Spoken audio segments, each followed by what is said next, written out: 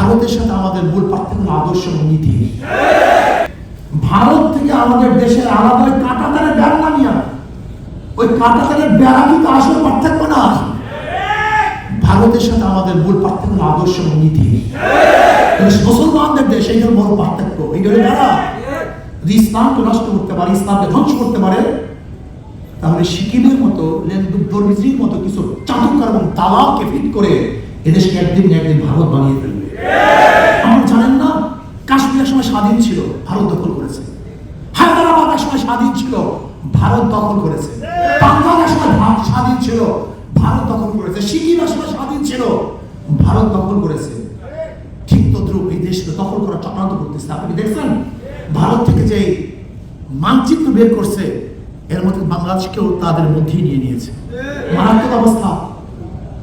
এর জন্য এদেশের ব্রিগেড পার্থক্য সীমানা হলো ইসলাম। এই ইসলাম মুসলমানকে উৎখাত করতে পারে, নষ্ট করতে পারে। সুদূর প্রসারী পরিকল্পনা আজকে হোক কালকে হোক এদেশকে আবার ভারত বানিয়ে ফেলবে। এই যে সতর্ক হন, 2 নম্বর যদি 1 নম্বর ফসল হতে পারে না, হবে 2 নম্বর নেতার কাছে দেশ কোনোদিন 1 নম্বর হতে পারে না।